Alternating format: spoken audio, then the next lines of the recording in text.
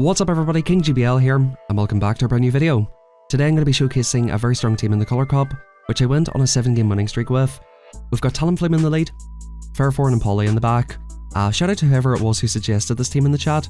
This team worked out super well for me. Like I said, 7-game winning streak. At the beginning of the video, I started off at 24-13. Somebody in the chat recommended this team. I give it a try, and it worked out pretty well for me. In the first battles here, I'm using Poliwrath with Shadow Poliwrath with Pop and Icy Wind. I kind of recognised after a while that the non-Shadow was a little bit better. In this matchup though, we can kind of 2-shield farm down the jump off, which works out pretty nicely, and we can look to just Icy Wind the crap out of everything. I think I should have went for a Pop here most likely. The opponent probably will shield this. We do make it to another Icy Wind anyway, so I guess double Icy Wind is probably optimal here at this point. But this is one of those teams where it done really well for me. I used it for maybe 4 sets, and then I was like, okay, I'm trying to showcase content this week, let me switch up the team. The reason I switched away from this team is not because it wasn't good, it's because I just wanted to try out something different. So if you're trying to hit veteran, I do recommend giving it a go. Talonflame is just very decent in the lead. You're going to see a lot of bad leads, but with Poliwrath and Pharaoh in the back, Pharaoh tends to core break a lot of teams that are good into Talonflame in the lead, so that definitely helped out quite a lot. For example, KingGBL here is just pretty terrible into Fairforn, even though they land the Outrage. Not going to be enough here, and that's going to be good games. Very quickly, before we hop into the rest of the battles, do me a favour, drop a like in the video. Very much helps out the channel, pushes the videos out there. Go on ahead and do that really quick, it's very much appreciated. And subscribe to the channel if you want to see more Pokemon Go content. I stream here basically every day and upload as much as possible here, but we're going to go for a big fly on the Marowak. They do go on ahead and shield it. I think the second time around I'll go for the Brave Bird. They go for the big Shadow Bone. I'll tap on the Brave Bird. Marowak is just very awkward for my backline. Of course they resist counter. Thankfully they let the Brave Bird through. They come into Gastrodon. I was tempted to swap out, but I decided just to play completely RPS here. I will respect the potential Earth Power. I think the opponent didn't even build up to it here actually. In fact, sorry, they did build up to it. We did respect it. It does a lot of damage. We come into our Shadow Poly versus the Gradilli, and this just completely obliterates them. Again, I preferred the non-Shadow. There were certain cases where non-Shadow was better, but I guess you can see here that either of these two options work. If you've got shields up in the back with Shadow Poly, it's really, really good in this cup, and I'm using it on the next team that I'm showcasing as well. It's kind of cool. I like cups like this where some of the Pokemon which aren't meta anymore, which used to be meta, are once again viable, and Poliwrath is definitely one of those. It core breaks a lot of teams, and it's probably one of my top 5 favourite Pokemon to use in Go Battle League, so I'm always happy if Poliwrath's available and able to be used well. Anyway guys, we get a win.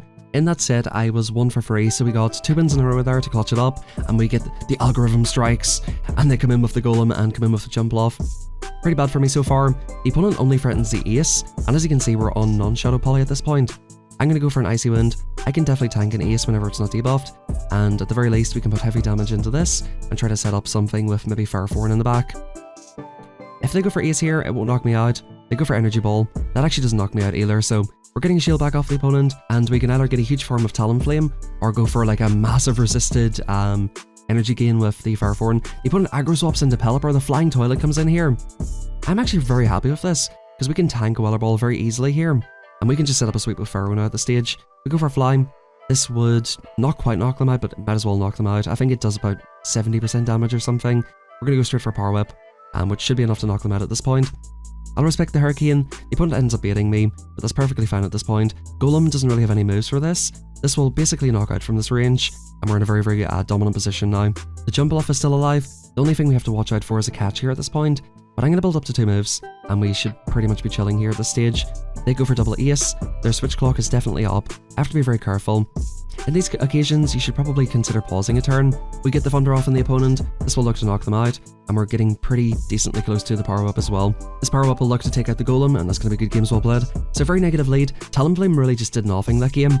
To be fair, it got the shield off the Pelipper, so even though we got a very negative lead with it and a water in the back, Talonflame's still done its job. The opponent comes into a Feraligatr here. Very interestingly, they build up to the Ice Beam. I decided to respect it. Very interestingly, they're in Crunch. I did not really anticipate seeing that. I think Ice Beam's probably better for this cup. They go for Crunch again. I'm going to 1 and throw the Power Whip.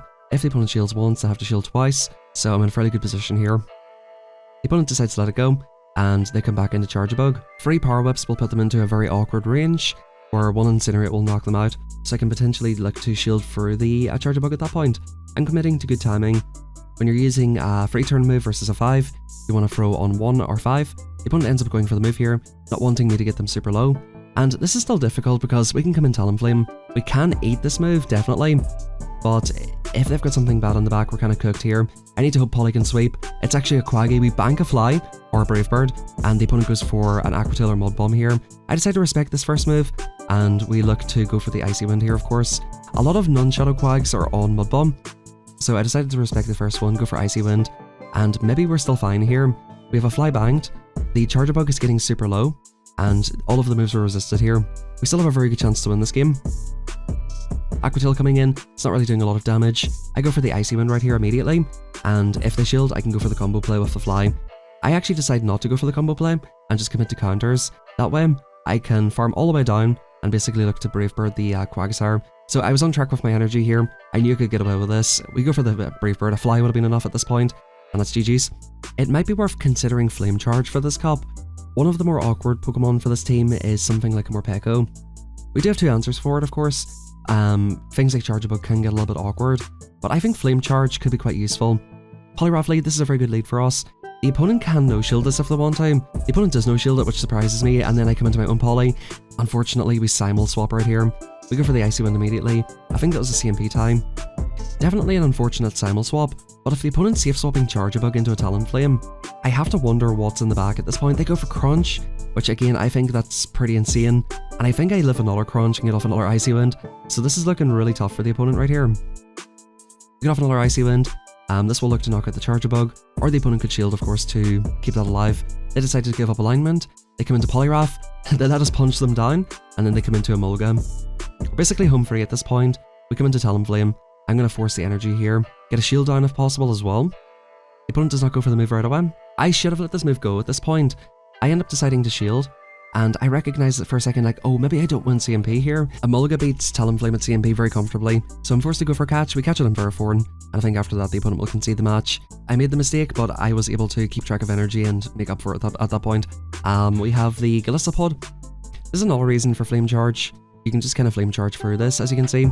We've got them down to about 60% health with just free Incinerates. If we're going straight Flame Charge, we just basically take this out before they reach the third move. I think this match gets really close now, because maybe 2 Incinerates knocks them out here. I don't know, it's very, very close though. I end up calling the Liquidation. I'm sort of forced to let that go. This is a bit of a core breaker for my team, depending on what moveset they're on. I decide to call that they're not going to be on Ace and Liquidation.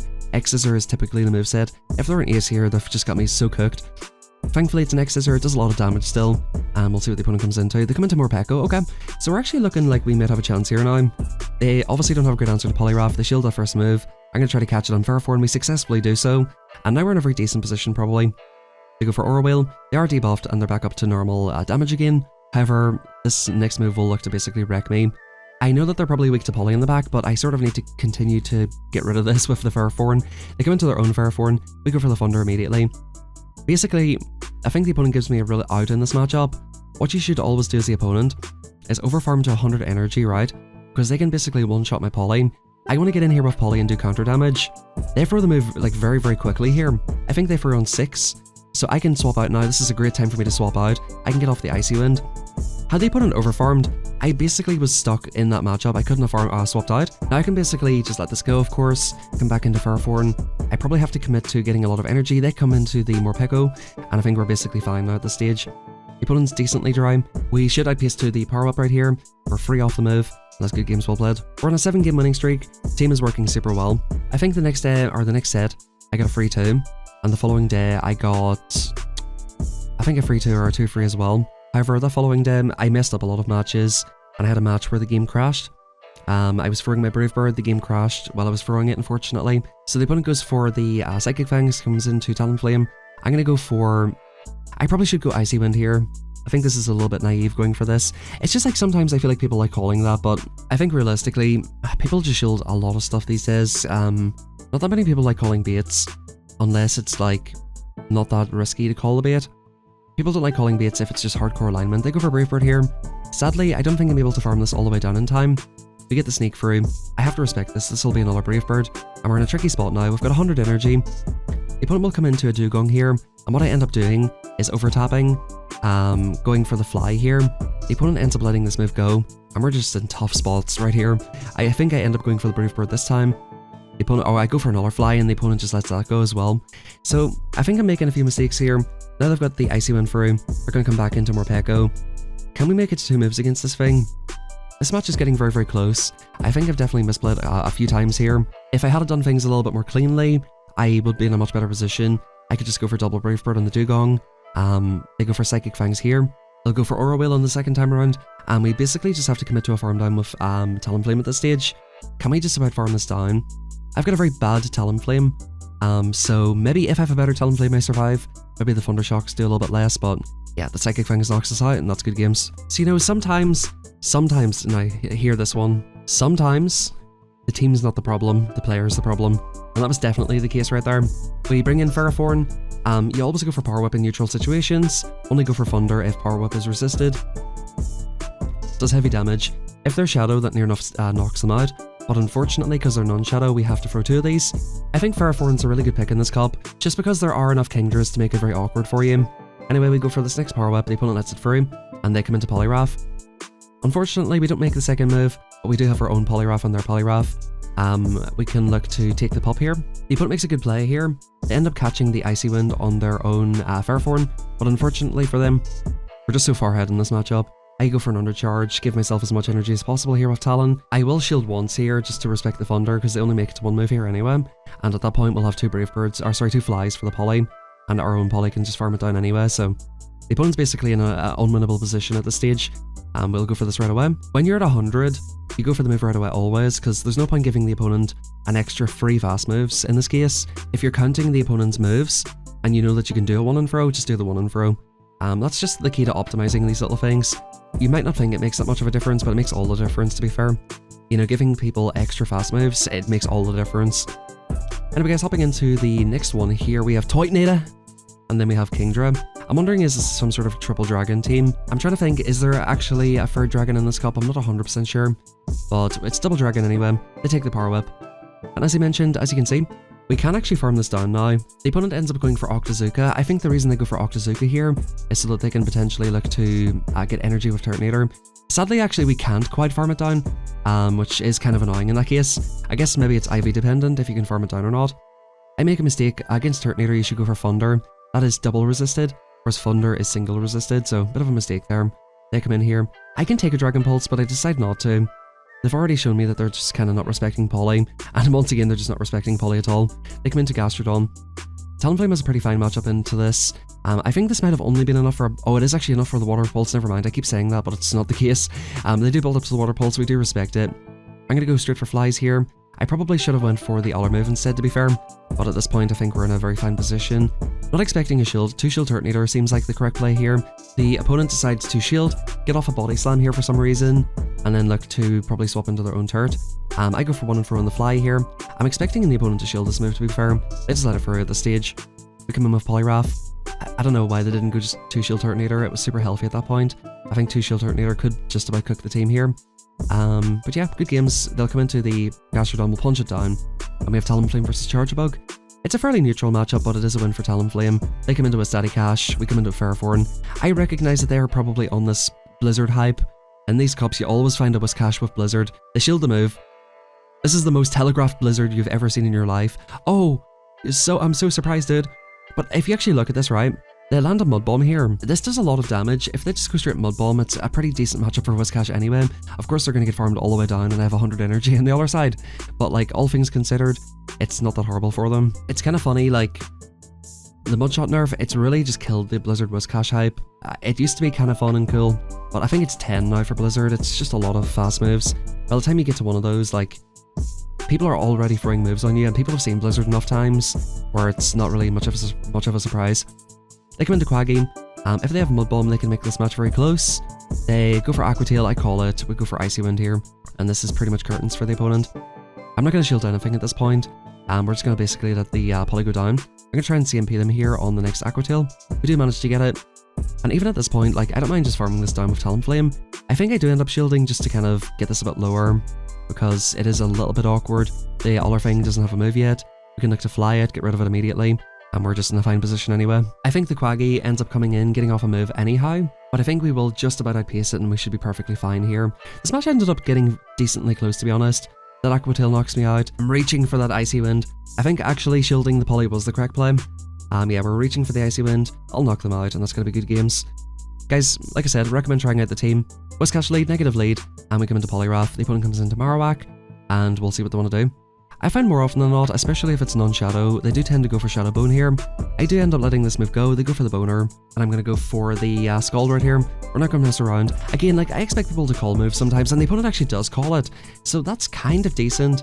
I can come in with Talonflame, get basically a huge energy lead with the Talon, and look to pretty much Brave Bird Whiscash. That's pretty fine for me here. We're up 2 full Incinerates here. I can go Brave Bird immediately. We've got a Hard Answer in the back, and as long as it's not double fire, we're pretty much chilling, right? If it's double fire, it's complete RPS, what are you going to do about it? So the opponent's staying into chip. Whenever they stay into chip, it makes me think, okay, we're probably in a fine position. They come into their own Fairforn. Okay, I think this is curtains. I think you can see where this is going. The opponent's misaligned the clock. As long as the opponent doesn't overfarm too much. Even if they do overfarm, we have 2 shields. 2 shield Talonflame just beats a lot of things. It beats this team for sure. At this point, it should be pretty plain sailing. But thank you everybody for watching. Hope you all enjoyed the video. Once again, do drop a like on the videos, it helps out a bunch. Subscribe if you do enjoy these, and give me your thoughts and opinions on this cup in the comment section down below. Be definitely interested to hear your thoughts. Personally, Color Cup has been quite decent for me this week. I never really have a great time in Great League. I do prefer limited metas. We end up getting a sneak through there. I think we can just tap Brave Bird at this stage and that should knock them out. We have relatively healthy Fairforn as well. I do tend to enjoy these cups, and I've been trying out a lot of different teams. I've got a team to showcase tomorrow, which got me up over 2600 elo, so we're making a climb, we're getting expert pretty soon. And big thank you everybody for watching. Hope you all enjoyed. Have a fantastic rest of your day, and I'll catch you all next time.